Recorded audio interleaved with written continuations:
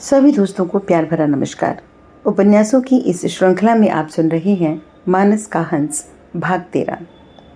तुलसी मेरा बेटा है कहकर आई ने तुलसी को ऐसी स्नेह दृष्टि से देखा कि उसे देखते ही तुलसी का दुलार भूखा मन नन्हे बालक सा बन गया। ये एक ऐसा आनंद था जो तुलसी को रसातीत लगा, परंतु रास्ते तक आते ही मन फिर से अपने खिलवाड़ में बंध गया।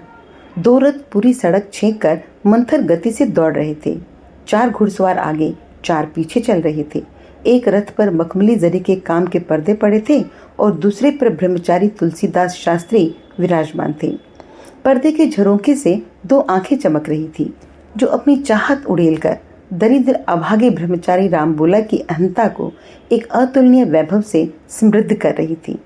चलती सड़क, हाट बाजार वालों की नजरें और अपने ब्रह्मचारी वेश की मान रक्षा के प्रति सतर्क रहकर अपने आप को उन नजरों से बचाकर तुलसी संयत रहने के अपार जतन तो करते, मगर श्रृंगार रस उन्हें बराबर वहां ले जाता था। आंखों से आंखें चुराते चुराते भी कनखियां मिलते ही बनती। 2 चेहरों पर एक साथ मुस्कुराहट की बिजलियां कौंध जाती। 2 रथों की दूरी, पर्दे की आड़, राह चलतों की नजरों का ध्यान, सब कुछ पल भर में विलीन हो जाता। मोहिनी तुलसी के मन प्राण और काया में रमकर गुनगुना रही थी। नाथ हरे सीधती राधा वास ग्रहे। कोठी पर पहुंचे। इस बार पहरेदारों का कोई डर न था। रथ से उतरते ही वे तुलसी की ओर झुक झुक कर जुहारें करने लगे। तुलसीदास ने त्रिलोकीनाथ के समान मानो अपनी मोहिनी के पास अपने बैकुंठ में प्रवेश किया है। दहलीज में घुसकर फिर सीढ़ियों में चढ़ते हुए मोहिनी ने अपनी आंखों में तुलसी के प्रति ऐसी गहरी रीझ उड़ेली कि वह बिन मोल उसके हाथों बिक गए। बीच सीढ़ियों पर वह ऐसे चढ़ी कि हाथ से हाथ टकराए। तुलसी की काया को स्पर्श से संकोच हुआ। दूसरी सीढ़ी पर बाह से बाह रगड़ गई। तुलसी के मन में गुदगुदाहट हुई। फिर ऊपर के द्वार का उजाला आने के पहले मोहिनी ऐसे चली कि मानो पैर की लड़खड़ाहट में बरबस उसकी देह तुलसी की देह से सट गई हो। मेहंदी रची हथेली ने तुलसी के कंधे का सहारा लिया। आंखें आंखों से ऐसे लिपटी जैसे वृक्ष से लता लिपटी है। तुलसी के मन में बिजलियां कौंध गई। जीवन को एक नया अर्थ मिल गया। अब तुलसी की आंखों में भी वही नेगी तृष्णा थी जो मोहिनी की आंखों में आरंभ से ही झलक रही थी। तुलसी ने मोहिनी की कलाई धीरे से दाब ली। तभी ऊपर के उजाले से अम्मा की आंखें मानो छन कर टपक पड़ी। दोनों विशेष रूप से तुलसी सहम गए। अम्मा ने कहा, उस्मान मियाँ आ गए हैं। 4 नजरों का खेल खत्म हो गया, लेकिन उससे 2 दिलों में इतनी ताजगी आ गई कि वे अब देर तक मुरझा नहीं सकते थे। लगभग 60-65 की आयु वाले लंबे चौड़े मोटे थुल शरीर के मंगोलमुखी उस्मान खान मनसद के सहारे अधलेटे गंडेरिया चूस रहे थे। उन्होंने तुलसीदास को पहली नजरों से देखा। कमरे में तुलसी के साथ केवल अम्मा ही आई थी। मोहिनी बाई पोशाक बदलने के लिए दूसरे कमरे में चली गई। अम्मा ने कमरे में पहले से ही लाकर रखी गई कुशासन वृक्षाला बिछी चौकी पर तुलसीदास को सादर बिठाया। फिर कोतवाल से कहा, हुजूर, इनके गुरु महाराज काशी के पंडितों के सिरमौर हैं। बड़ी मुश्किल से मोहिनी इनके गुरु की इजाज़त लेकर इन्हें यहाँ लाई है। वैसे संगीत तो इन्होंने किसी से नहीं सीखा, मगर क्या गाते हैं हुजूर। अब आपसे क्या अर्ज करूं।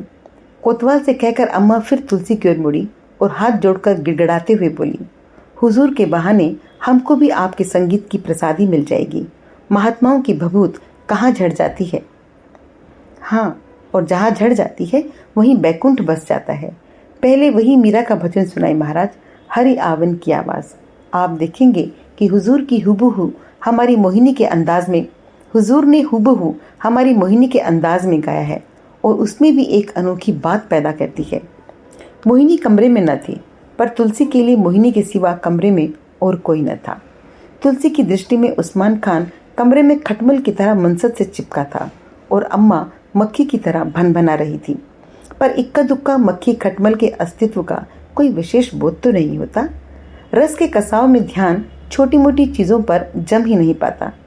तुलसीदास गा तो रहे थे हरि आवन की आवाज़, पर उनका मन मोहिनी आवाज़ को सुनने के लिए आतुर था और उस आशा में उनका स्वर आग्रह रस में भीग कर भारी होता चला गया।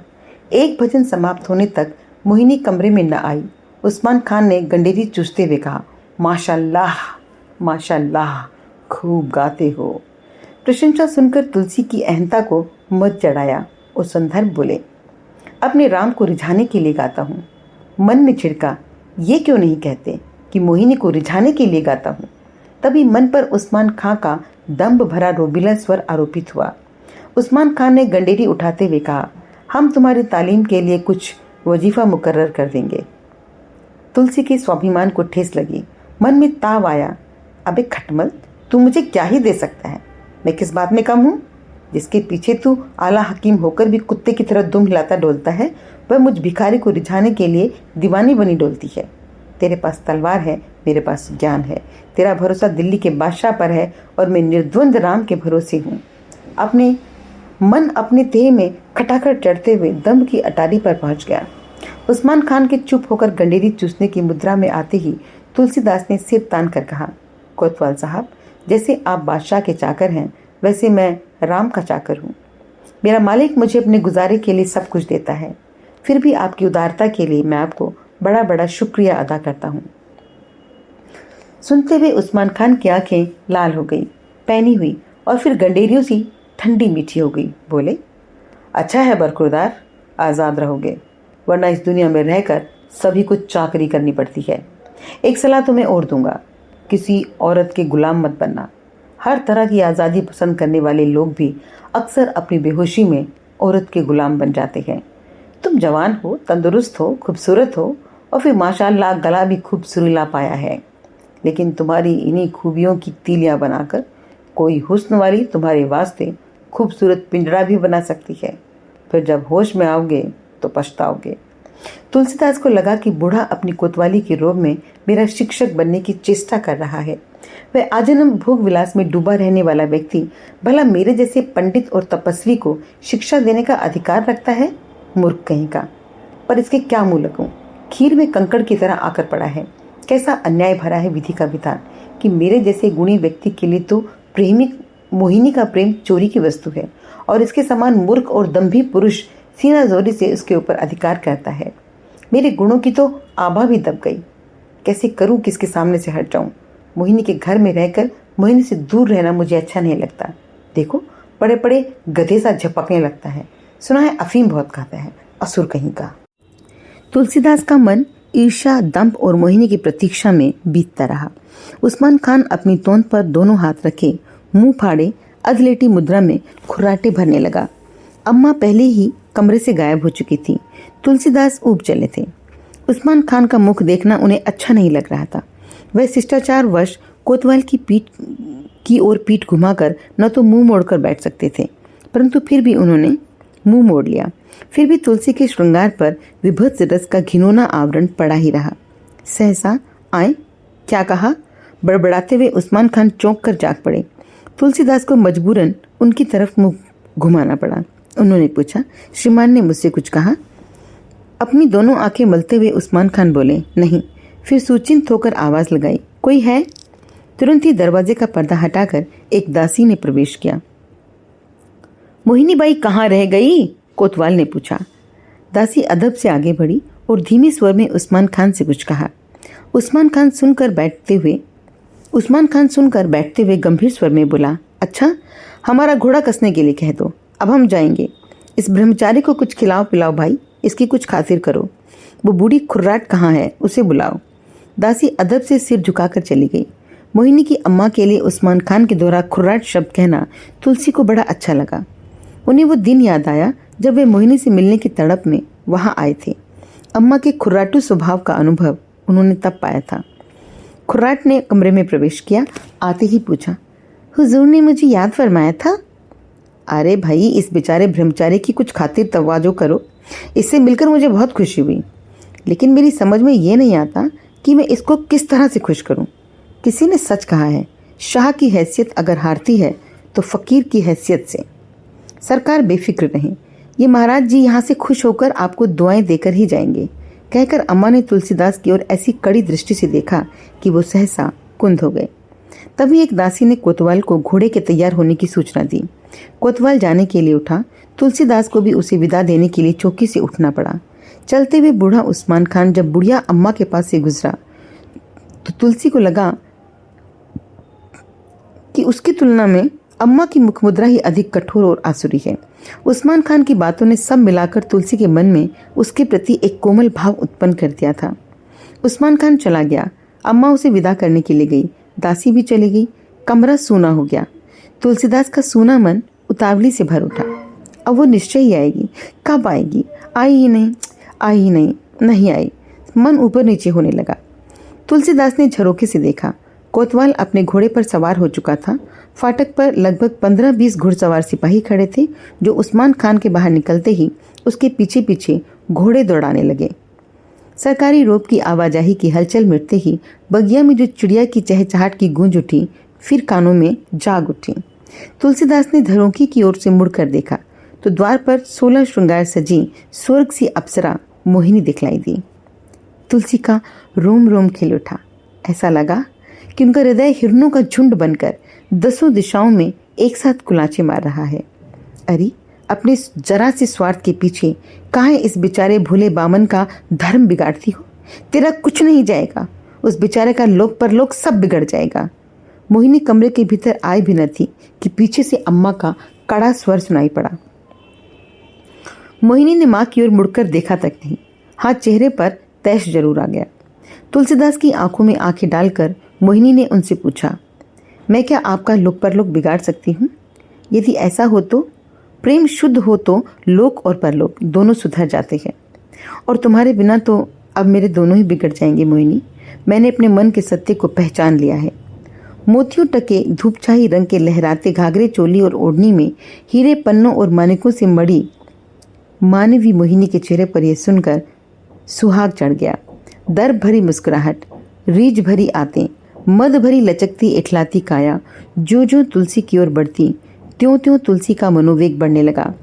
उन्हें ऐसा लगता था मानो मोहिनी उनकी सांस के फर्श पर पैर रखती हुई चली आ रही है। एक टक सपनों भरी नजर से वो मोहिनी का रूप पीने लगे। दरवाजे पर अम्मा आ खड़ी हुई। उसने वहीं से कुछ ऊंची और कड़कदार आवाज में कहा, कान खोलकर सुन लो महाराज, जवानी का ये मद उतर जाने के बाद फिर मत कहना कि वेश्या ने तुम्हें ठग लिया। मैं विश्वनाथ बाबा की साक्षी मैं ये बात तुमसे कहे जाती हूँ। और तू भी सुन मोहिनी, मेरा अंतकाल अब जरूर पास आ चला है, पर जल्लाद के हाथों अपना सिर कटाकर नहीं मरूंगी। 2 रोटियों के लिए गंगा जी के किसी भी घाट की सीढ़ियां मेरी अन्नपूर्णा बन जाएगी। मैं तेरा घर छोड़कर जाती हूँ, कहकर अम्मा तेजी से बाहर निकल गई। तुलसीदास का मन भयभीत हो गया। मोहिनी ने इठलाते हुए उनका हाथ पकड़ा और आंखों की मोहिनी से बांधकर उन्हें उनके आसन पर बैठा दिया। हाथ का स्पर्श मन से चाहते हुए भी तुलसी को आनंद के बजाय भय से चौंकाने लगा। मस्तिष्क के शिराओं में ऐसा विचार कंपन हो रहा था जैसे बिजलियां लपलपा रही हों। मस्तिष्क में एक साथ बहुत कुछ गूंज रहा था। अर्थ शब्दों के बिना भी अपना बोध करा रहे थे। उन्होंने दाहिने हाथ से अपनी वह बाई कलाई धीरे धीरे रगड़ना आरंभ कर दिया, मानो वह मोहिनी के स्पर्श को मिटा रही हो। उनकी आंखें कहीं अदृश्य में टंग गई। मुख मुद्रा भी प्रसन्नता और गंभीरता में बटकर बिखर सी गई। मोहिनी की प्यासी आंखें अब प्रिय के मुख को मृग मरीचिका के समान निहार रही थी। प्रिय का ध्यान अपनी ओर करने के लिए उसने सहसा गाना आरंभ किया। तन तरफत तुव मिलन बिन, अरु दर्शन बिन नैन, श्रुति तरफत तु बचन, बिन सुन तरुणी रसैन। आनंद और आश्चर्य से उपचुप तुलसी मानो ठगे से देखते रह गए। जो दोहे वे कभी मोहिनी को अर्पित करने आए थे उसे मिल गए थे। अपने शब्दों को दूसरे के द्वारा गाए जाते हुए सुनने का उनका ये पहला अवसर था। वे आनंद और गर्व से उस समय दिल्ली के मुगल बादशाह से भी बड़ी गद्दी पर बैठे थे। गाते हुए मोहिनीबाई ने तुलसी के तरुणी शब्द को बदलकर बड़ी छेड़ भरी अदा के साथ सुंदर और तुलसी की जगह मन मम शब्द जोड़कर बड़े नखरे के साथ गाया। बड़ी नेह तुलसी लग्यो और न कछु सुहाए, तुलसी चंद्र चकोर जो तलफत नैन बिहाय। मोहिनी के जादू भरे स्वर की डोर के सहारे तुलसी का ध्यान मानो घुटन भरी भूल भलैया से निकलने की राह पाकर उतावली से दौड़ा हुआ बाहर चला आया। मोहिनी के स्वर में सचमुच बड़ा आकर्षण था। तुलसी के प्राण संगीत के स्वर में लहरा उठे। एक साथ एक स्वर में चहकते ही दोनों खिलखिला उठे। हंसी का यह छोटा किंतु भरा पूरा दौर बीता। मोहिनी को तो मानो सब कुछ मिल गया था। पूर्ण तृप्ति के साथ प्रिय को देखती हुई खिलकर बोली, इन दोहों में आपने मेरा मन ज्यों का त्यों दर्शा दिया है। तुलसी हंसे और बोले, अब मेरा मन और तुम्हारा मन अलग तो नहीं मोहिनी, कम से कम मैं तो यही अनुभव करती हूँ। अच्छा उठिए, भोजन कर लीजिए। असुर का राज्य है, ये सारे दास दासी उसी के हैं। मैं शीघ्र से शीघ्र आपको लेकर यहाँ से निकल जाना चाहती हूँ। सुनते ही तुलसी चौंक उठे और बोले, हम कहाँ जाएंगे? काशी राज्य की सीमा से बाहर, जहाँ उस्मान खान का शासन ना हो। तुलसी और गंभीर हो गई और कहा, पानी सब जगह एक ही है। फिर एक सिरे की शक्तिशाली तरंग को दूसरे सिरे पर तरंगे उठाने में देर नहीं लग सकती। मैं अपने प्राण देकर भी तुम्हारे शक्ति संपन्न संरक्षक से तुम्हें मुक्ति नहीं दिला सकता। मोहिनी का आनंद से चमकता हुआ मुख इस यथार्थ बोध से शाह पड़ गया। आंखों की ज्योति बुझ सी गई, परंतु मन के उल्लास ने इतनी जल्दी सहसा अपने भय का आरोपण पसंद नहीं किया। अपनी बेबसी पर क्रोध चढ़ाया, झुंझलाकर उत्तर दिया, यदि हम सुख से साथ जी नहीं सकते, मर तो सकते हैं। तुम्हारे साथ रहकर मरने में भी मुझे सुख मिलेगा। तुलसी अब तक गहरे विचारों में उतर चुके थे। मोहिनी की बात सुनकर कहा, व्यर्थ में मरकर तुम्हें भला क्या सुख मिलेगा? ये धन, वैभव, मान, संभ्रम तुम्हें भले ही मेरे साथ ना मिले, पर यदि हम सुख से जी सके तब तो भाग चलने में सार्थकता है। अन्यथा हमारा भागना एक पूरी तरह निरी मूर्खता का काम होगा। मोहिनीबाई सुनकर एकाएक बड़े आवेश में आ गई। कड़वा मुंह बनाकर व्यंग से बोली, मैं तो ये भूल ही गई थी कि पंडित लोग बड़े कायर होते हैं। तुलसी को बुरा लगा, आत्म तेज जागा, किंतु शांत स्वर में समझाते हुए कहा, प्रश्न कायरता का नहीं, तुम्हारी रक्षा का है मोहिनी। जिसे मैंने चाहा है उसे विवश मरते या अपमानित होकर बंदी बनते देखना क्या मेरे लिए या किसी के लिए भी सुखकर हो सकता है? मोहिनी चुप रही। उसका चेहरा आवेश में फड़फड़ा रहा था। आंखें ऐसी लग रही थी जैसे पानी में आग लगी हो। तुलसी का हृदय उसे देखकर सहानुभूति से उमड़ पड़ा। मन उसे अपने कलेजे से लिपटा लेने के लिए लपका। 2 डग आगे भी बढ़े, फिर संस्कारों ने पैरों के आगे मानो लक्ष्मण रेखा खींच दी। ठिठक कर खड़े रह गए। मन फिर विचार मग्न हो गया। मोहिनी के आंसू आंखों से ढुलक पड़े, गालों पर बहने लगे, होठों के किनारों पर सुबकियों की फुदकन बढ़ने लगी। तुलसी उसे देखकर बोले, तुम्हारी विवशता निश्चय ही किसी भी न्यायशील व्यक्ति के हृदय में सहानुभूति जगा देगी। मैं छोटा मोटा राजा सामंत होता, मेरे पास 150 लठैत होते, तो एक बार तुम्हें लेकर निकल चलने की बात सोच भी सकता था।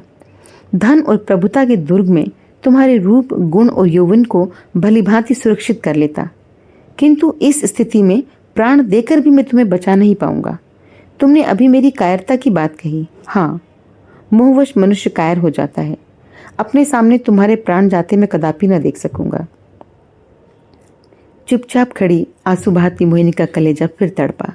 रुंधे हुए कंठ से बोली, प्रेम विचार विचरण मात्र से नहीं होता ब्रह्मचारी, मनुष्य को कर्म संलग्न करना होता है, समझे तुम? इस व्यंग से तुलसी का आत्म तेज भड़क उठा और बोले, तुम्हारा कृतज्ञ हूँ मोहिनी बाई। तुम्हारी इस बात ने मेरे मन में प्रेम का स्वरूप उजागर कर दिया। नहीं, मैंने तुमसे प्रेम नहीं किया। मैं वस्तुतः तुम्हारे रूप और गायन कला पर आसक्त होकर तुमसे वो अनुभव पाने का अभिलाषी हूँ जिसे पाकर ब्रह्मचारी गृहस्थ हो जाता है, और तुम भी निश्चय ही काम शुद्धावश मुझ पर आसक्त हो। ये प्रेम नहीं है, तृष्णा है। प्रेम मैं राम से करता हूँ। तुम्हें पाकर कदाचित शीघ्र ही मेरे मन में यह असंतोष भड़केगा कि नारी तृष्णा के कारण मैंने राम को खो दिया।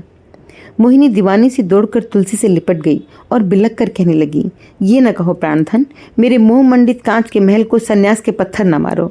ये रूप, ये यौवन, ये देह भोगने के लिए है। इसे भोगकर ही प्रेम उपजता है। नारी का प्रथम आलिंगन तुलसी को मदमत बनाने लगा, साथ ही नएपन का अनुभव उन्हें भयभीत भी करने लगा। मन की इस दोहरी स्थिति में उहापोह की प्रक्रिया को जाग उठने का सहज अवसर मिल गया। सुख की बेसुधी के वातावरण में उनके अंतर का स्वर नरहरि बाबा का स्वर बनकर बोल उठा, कोड़ी के लालच में अपनी गांठ बंधी मुहर गंवाएगा मूर्ख, वेश्या के लिए राम को त्यागेगा। नहीं, मुझे जाने दो मोहिनी बाई, मैं अप्राप्य वस्तु के प्रलोभन में अपने आप को कदापि न डालूंगा, कहकर अपने आप को बाहों के बंधन से मुक्त कर लिया और एक डग पीछे चले गए और कहा, तुम अपनी अभिलाषाएं किसी और से पूरी करो मोहिनी बाई, मैं राम का गुलाम हूँ, तुम उस्मान खान की चाकर हो। हम दोनों अपने अपने बंधनों से बंधे हैं। तुम मेरे लिए इस समय भले ही अति आकर्षण भरी हो, किंतु तुम्हारे लिए अपने जीवन का श्रेष्ठतम आकर्षण भाव छोड़ना मेरे वास्ते असंभव है। यदि मैं अपनी और तुम्हारी कायिक भूख के वश इस समय भूल जाऊं तो भविष्य में इसके कारण निश्चय ही पछतावे में आकर तुमसे घृणा भी कर सकता हूँ। ये अनुचित होगा। किसी भी कारण से सही, हमने एक दूसरे को चाहा है। इतने दिनों हम बहुत से क्षण एक दूसरे के प्रति समर्पित सुंदर भाव में बहते हुए बिताए हैं हमने। मैं सांस लेता था तो लगता था जैसे हवा में बहकर तुम्हारी ही सांसें मेरे प्राणों में आकर समा रही हैं। तुम्हारे संगीत ने आठों पहर मेरे कानों में गूंज गूंज कर इतना सौंदर्य जगाया है कि उसे भूलने को जी नहीं चाहता। मैं ये कदापि नहीं चाहता कि मेरा वह सोना कल मिट्टी साबित हो जाए। दुविधा में माया और राम दोनों ही चले जाएं। रोते हुए मोहिनी ने कहा, मनुष्य के मन से सुंदर और खुश नहीं होता। ईश्वर यदि है तो मनुष्य के मन में समाये है। उसे तोड़कर जाओगे पंडित जी तो तुम्हें राम कदापि नहीं मिलेंगे। एक अबला का शाप तुम्हें खा जाएगा। तुलसी को बुरा लगा। व्यंग भरी हंसी हंसकर बोले, जब महाशमशान के सारे भूत मिलकर मेरे राम प्रेम को न खा सके तो तुम्हारा वासना प्रेरित शाप भला मेरा क्या बिगाड़ लेगा। अब मुझे और अपने को व्यर्थ के छलावे में ना बांधो। मैं जाता हूँ। जय सिया राम। तुलसी की गंभीर बातों के यथार्थ में मोहिनी बंध गई थी। उसकी मनोदशा उस शेरनी के समान थी जो जंगल के प्रेम में अपना पिंजरा तुड़ाकर भागी और फिर पकड़ी जाकर दोबारा पिंजरे में बंद करने के लिए बाध्य की जा रही हो। अपनी विवशता के बोझ से अभागी मोहिनी का मन आंसुओं के समुद्र में डूबने लगा। वह अपने आप में नहीं रही। एक सीमा के बाद तुलसी के शब्द भी उसके लिए निकम्मे हो गए थे। बाहर से सब कुछ जल रहा था और भीतर आंसुओं का सागर था। तुलसी जाने लगे तो आंसू डूबी आंखों पर छाया पड़ी। चौंक कर होश आया। हाथ बढ़ाकर बोली भर्राए हुए स्वर में, भोजन तो करते जाइए। तुलसी रुके, मुस्कुराए और कहा, आज की यह पार्थिव भूख ही मेरा वैचारिक भोजन बन गई है। तुम हर तरह से सुखी रहो शुभ मोहिनी। मुझे तुमसे बहुत कुछ मिला है और मैं तुम्हें कभी न भूल सकूंगा। तुलसी ने सीढ़ियां पार की, ड्योढ़ी पार की, बगीचा और फाटक पार किया, बाहर निकल आए। सड़क पर कुछ दूर जाकर उन्होंने एक बार और उस घर को नज़र भर दृष्टि से देखा। लगा कि जैसे एक जीव का अपने एक जन्म से साथ छूट रहा हो। मन अब भी सब कुछ वही चाहता है, किंतु ज्ञान यथार्थ बोध कराता है। जो मनुष्य बनकर जन्मता है उसके मन को ये हक है कि वह असंभव से असंभव वस्तु की चाहना कर ले, पर उसे पाने की शक्ति और औचित्य के बिना क्या वह हक यथार्थ है? अपनी परिस्थितियों पर विचार न करने वाला व्यक्ति मूर्ख होता है।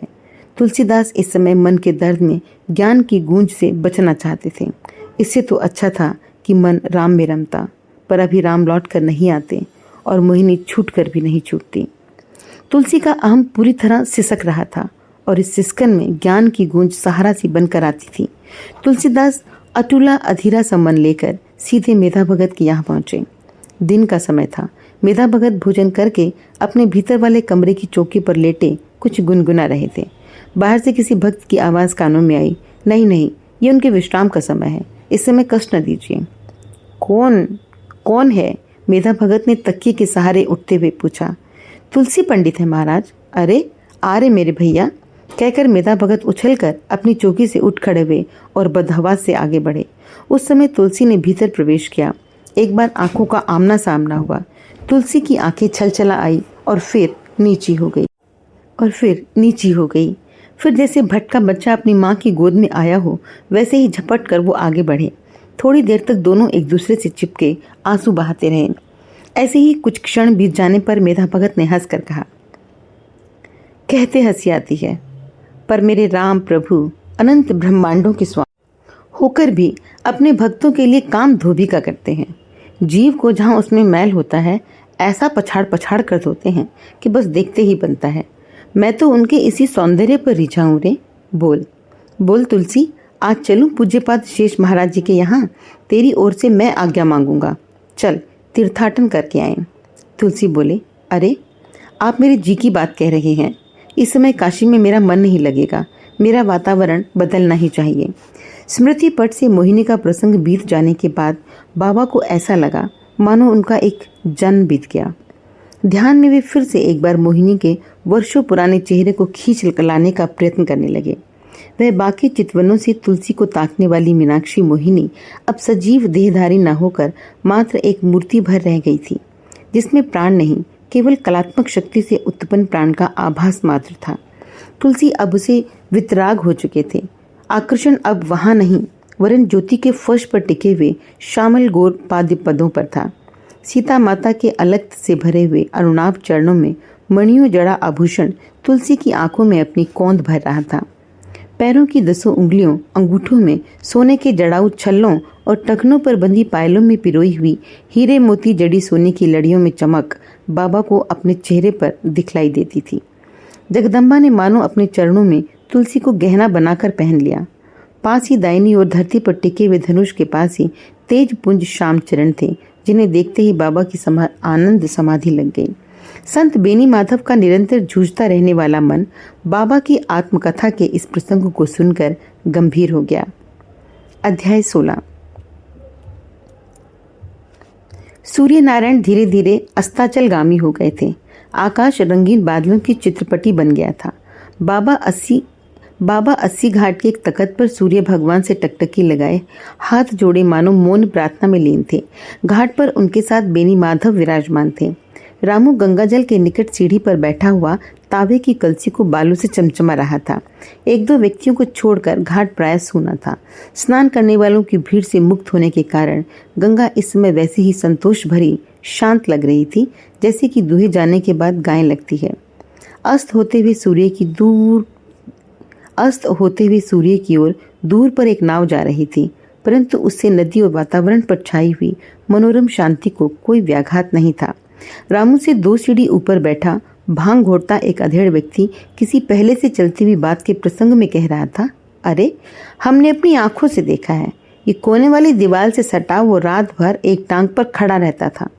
बस हाथ जोड़े ध्यान मग्न होकर जप किया करे, न हिले न डुले। ऐसा कठोर तपस्वी रहा।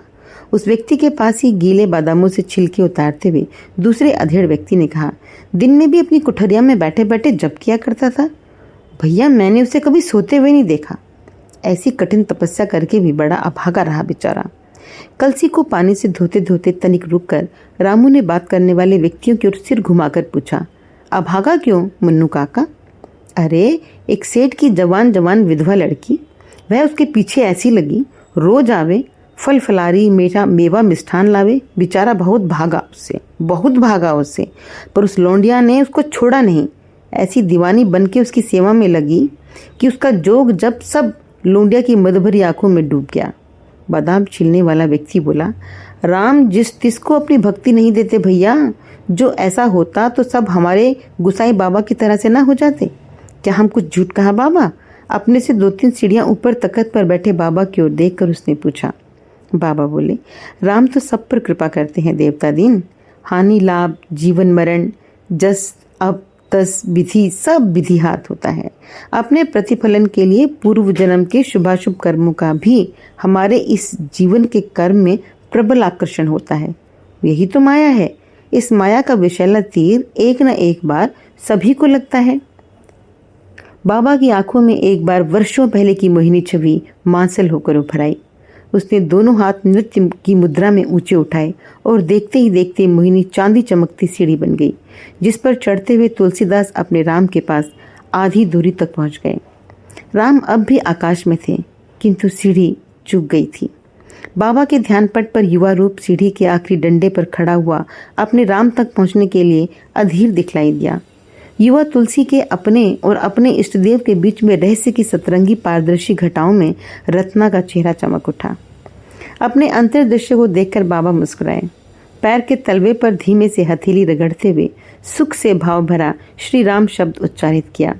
तभी नीचे से देवता दीन सिल की भांग समेटकर उसका गोला बनाते हुए बोले, साच कहो बाबा, जवानी ससुर बवंडर होता है बवंडर। जही का राम बचाए ले जाए वही भागवान। हम लखनऊ में रहते रहे महाराज, तब हमें कसरत कुश्ती का बड़ा शौक रहा। 3-1 नौनिया हमारे ऊपर आशिक हुई गई, वही एक हमका यूँ भांग का शौक लगाइस रही। राम जी की कृपा भई हम एक व्यापारी की नौकरी पाए गए, तब यहाँ चले आए। वही निगोड़ी का साथ छूटा, पर ये महारानी विजया महामाया हमरे संग ऐसे लिपट गई कि देखो आपो के लाज शरम हम ताही करी थी। मुदा एक बात है बाबा, जब हम भांग पिसित हुई तब ओम नमः शिवाय जपत रही। यही ते माया हमका लिपटाए न सकी। लिपटाए तो हुए है, बरसों से देखता आ रहा हूँ। सांझ सवेरे 2 घड़ी का समय तुम अपनी उस माया से लिपटने में नष्ट कर देते हो। तुम जो इतना समय अकेले मंत्र जपने में लगाते तो तुम्हें उस समय के सदुपयोग का अधिक सुफल मिलता। बाबा की बात सुनकर देवता दीन अपनी जेब को मस्ती से दबाकर बोला, अरे बाबा, अब दोखे सही हमार का करी। जोरू न जात राम जी से नाता, जोरू न जाता राम जी से आता। ये नातेदारी के कारण हमका अपने नित्य दर्शन मिलत और आप ही के चरणन में हम भांग घोटित। दिन में 4 घटा पहले की दलाली और हियात जाएगे 2 खड़ी। अरे बस कर अपनी बकबक, नहीं तो आज ओम नमः शिवाय के बजाय ये बकबक ही भांग के साथ तेरे पेट में जाएगी। सब लोग हंस पड़े। संत बेनी माधव ने बाबा से पूछा, गुरुजी, आपने ये व्यसन कभी नहीं किया? नटखट बच्चे की तरह बेनी माधव की ओर देखकर बाबा मुस्कुराए और अपनी उंगलियों से छाती को छू कर कहा, अरे ये काया भांग का पौधा बनकर ही उपजी थी। तुलसी तो राम कृपा से हुई है। हमारी पाठशाला के व्यवस्थापक मामा जी का भांग घोटते घोटते मुझे इतना नशा चढ़ गया था कि फिर पीकर क्या करता, कहकर बाबा हंस पड़े। बेनी माधव ने पूछा, आपने कहाँ कहाँ तीर्थाटन किया है प्रभु? अरे राम भगत कहाँ तक हिसाब बतावे। तब हमारी मन की आंखें कुछ काल के लिए अंधी हो गई थी। मेधा भगत अंधे की लाठी के समान थे। आयु में भी हमसे लगभग 8-10 वर्ष बड़े थे। राम जी ने अपनी ड्यूटी तक लाने के लिए हमारे नेह नातों की जो सीढ़ियाँ बनाई थी उनमें पार्वती अम्मा थी, सुकर खेत वाले बाबा थे और यहाँ पूज्यपाद गुरुजी महाराज के रूप में मुझे पिता मिले। बजरंग बली को मैंने सदा अपने बड़े भाई की तरह पाया और माना भी। बड़ी घुटन में उनसे गिड़गिड़ा कर कहा था, कभी प्रत्यक्ष होकर मेरी भी बाह गहलो। मैं ये मानता हूँ कि मेरे लिए बजरंगी ही मेधा भगत का रूप धरकर मुझे नए प्राण देने के लिए आ गए थे। आप भगत जी से बहुत अभिभूत हैं। अभिभूत तो इस भूत भावन की परम पावन काशी नगरी से हूँ। काशी के वायुमंडल ने ही तुलसी को तुलसीदास बनाया। इसने मुझे गुरु, माता पिता, मित्र, भाई, यश, अपयश और रामपद ने सभी कुछ दिया है। कहकर बाबा रुके, फिर हंसकर बोले, हम तुम्हारी जी की उतावली जान रहे हैं बेनी माधव। तुम्हारा मन हमारे तीर्थाटन का वृत्तांत जानने में लगा है, किंतु भाई हमारा भी तो मन है। जब हम उन बीते क्षणों का द्वार खोलते हैं तो एक एक क्षण के अनंत भंडारों से तुम्हारे प्रश्न के उत्तर खोज लाने के सिवा हमें और भी बहुत कुछ आकृष्ट करता है। अब हमारा अंत काल आ गया है, समझो। बहाने से पुराने दिन, पुराने लोग, इन 90 वर्षों के अनगिनत क्षणों का हिसाब लगाने को जी चाहता है। कितना करना था, कितना किया, आगे के लिए धर्म को और किस तरह से साधें कि जिससे इसी जन्म में अधिकाधिक सिद्धि मिल जाए। राम पद नहीं प्राप्त करने का उत्साह मेरी सांसों में एक रस होकर इस देह से बाहर जाए। बस यही कामना है। अंधेरा झुकाया है रामू, आओ भीतर चलें। पहर भर रात बीते आ जाना बेनी माधव। आज रात तुम्हें और रामू को अपने बीते क्षण अर्पित करूंगा। रात के समय बाबा अपनी चौकी पर सुख से लेटे हुए थे। बेनी माधव चौकी के नीचे आसन पर बैठे थे और रामू उनके पैर दबा रहा था। दीवार पर पड़ते हुए दिए के प्रकाश में हनुमान जी की मूर्ति चमक रही थी। बाबा कह रहे थे, जब मैंने काशी छोड़कर तीर्थाटन करने का निश्चय किया तो मेरी आई गुरु भगवान की सहधर्मिणी बहुत दुखी हुई। मामा ने तो क्रोध में आकर मुझे और मेरी ही लपेट में भगत जी को श्राप तक दे डाला। खिलखिलाकर हंस पड़ते हैं। कैसे कैसे निर्मल लोग थे। मामा तो बस क्या कहें। उनमें बाल, युवा, प्रौढ़ और वृद्ध सभी रूप ऐसे स्पष्ट होकर आविर्भूत होते थे कि देख देख कर मन खिल उठता था। हम आई की चौकी के दलान में नीचे बैठे थे और आई कह रही थी। शेष अगले भाग में। मैं उम्मीद करती हूँ कि आपको मानस का हंस का ये अंक पसंद आया होगा। अपने विचार मेरे साथ अवश्य साझा करें। आपके विचारों की, आपकी दुआओं की, आपकी शुभकामनाओं के इंतज़ार में आपकी दोस्त सुमन।